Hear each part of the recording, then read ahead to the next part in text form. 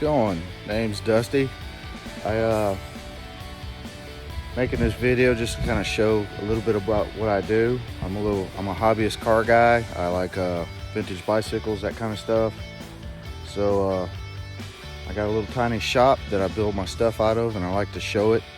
My biggest joy is probably, I don't know, I like getting questions about how I do certain things. I think that's pretty cool. So what I'm gonna do is I'm about to show you my first vehicle that I built. I built it even before I had the shop. I started working on it before I had the shop up. And I did a frame up. It was my very first frame up. I've always messed with cars, but I never really delved this deep into one. And after this one, that's pretty much all I do now, you know, in my spare time. But I'm gonna show you this. This is the truck that I cut my teeth on. I made a ton of mistakes building this truck, but then that's part of the experience, that's part of the fun. I had to learn and to repair, to fix, and all that kind of stuff. So what I'm gonna do is I'm gonna show you what I got going on here with this little 66 Ford F100. Just to give you a little back brief on it, I got it, I think, in 2012. I worked on it for solid 3 years, and I was trying to get it similar to the vehicle I had when I was in high school. I wanted it completely manual, no frills, no nothing, just a cool little truck that was all manual, just to drive around and show off. So what I'm gonna do is I'm gonna turn this camera around, and I'm gonna go ahead and start showing you this cool truck, and I'll try to explain some of the things on it. If you do see something that you have questions about, feel free to ask in the comments, and I will answer your questions.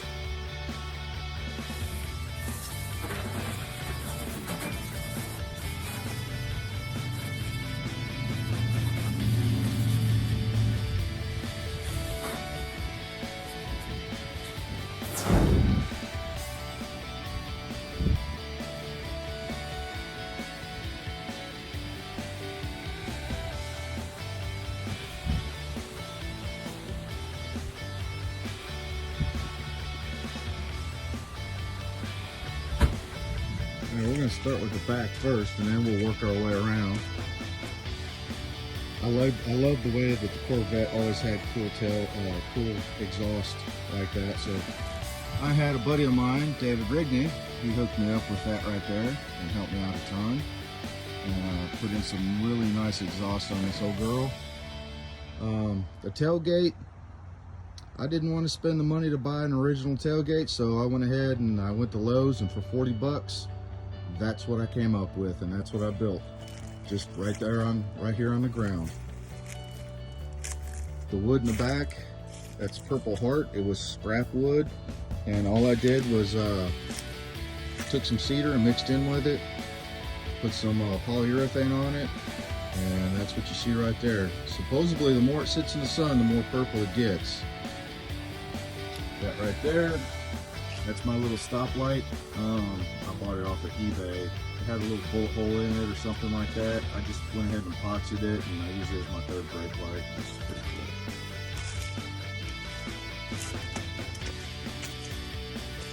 And of course, I like the old classic wheels. You can't go wrong with that, right?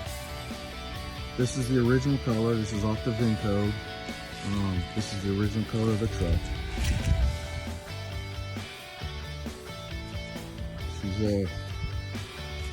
She's pretty close to what she was stock. No, not even close.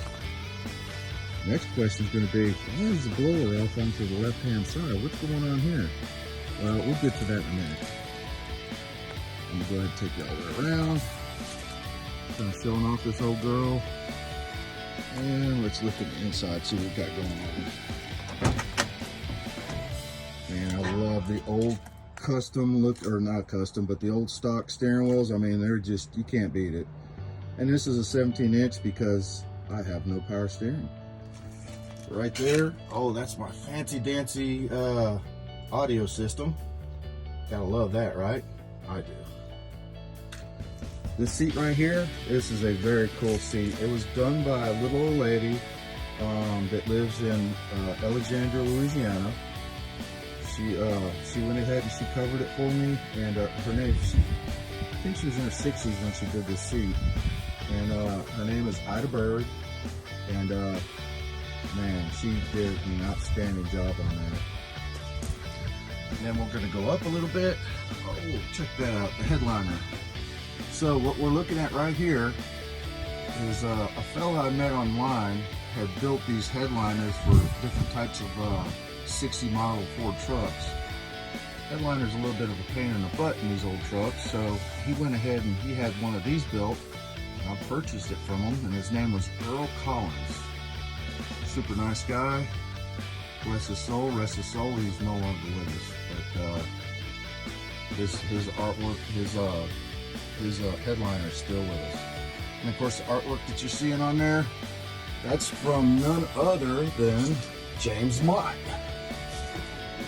He does amazing artwork. He does really good.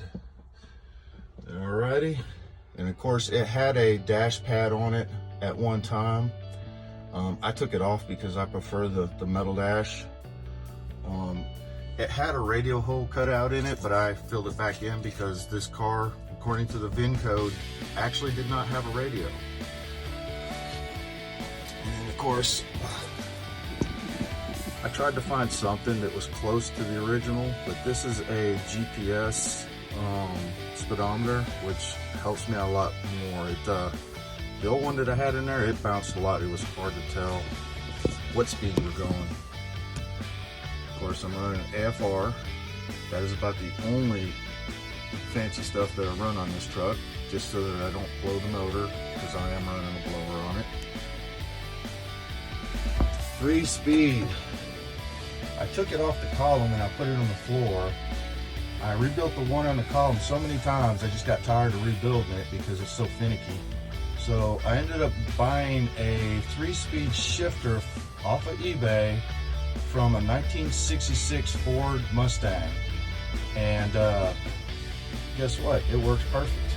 And then of course Iron Ace. I got their little center console that's mounted on the floor right there.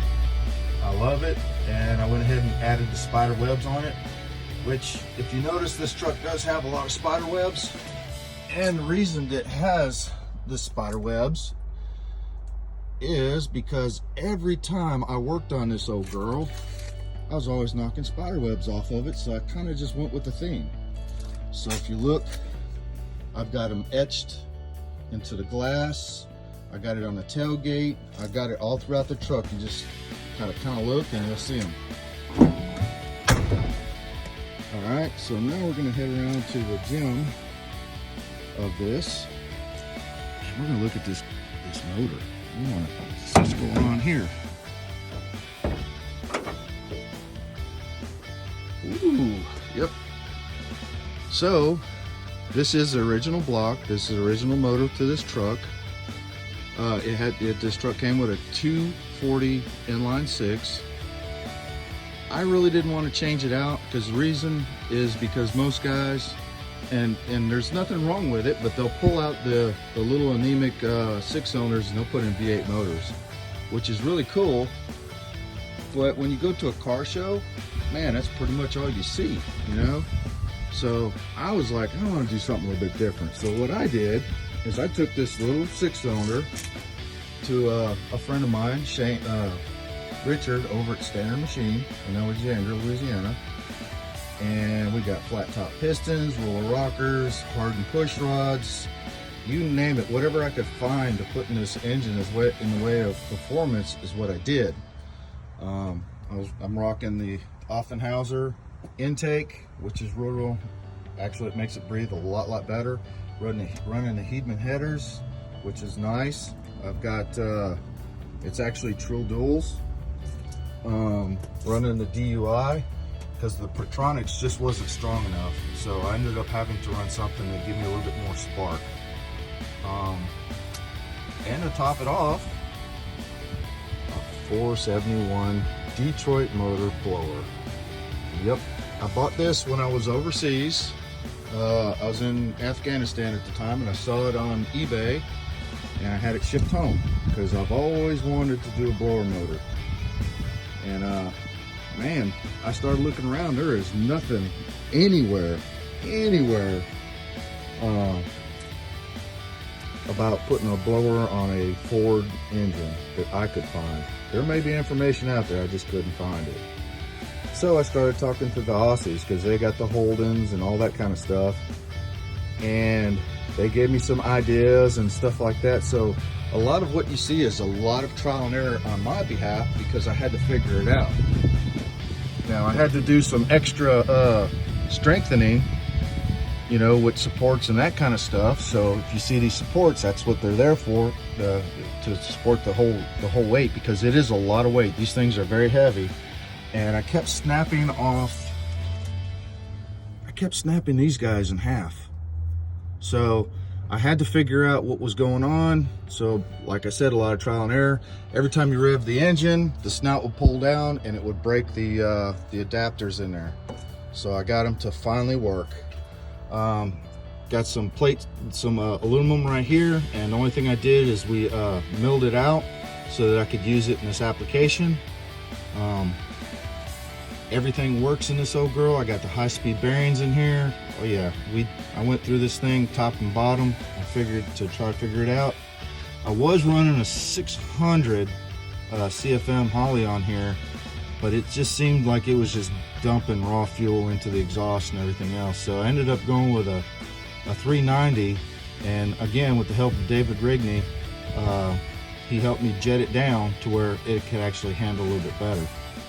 And of course, my boost / vacuum gauge right there, so I can keep an eye on what's going on as far as going down the road. But yeah, this right here took me quite a while to build, and I think I did myself justice. I think it did pretty good. Oh yeah, you can't forget, you drive around in Louisiana, you better have one of them little bad boys on there, because if not, them deer are gonna run right out in front of you. It's not a guarantee, but at least it's something, because you know what, you will hit a deer. But yep, that is the truck I built. I call it Angry One. It's off of my call sign that I had in 2010 when I went to Iraq. And this was my therapy at the time when I came home to build it. And there she is. I think I did all right. And just think, I did it in this little tiny shop right here. So, and of course, I've got other projects that are going on, which I think in further films, I'll go ahead and I'll start talking about them. Like that one right there, which that's a really fun build right now.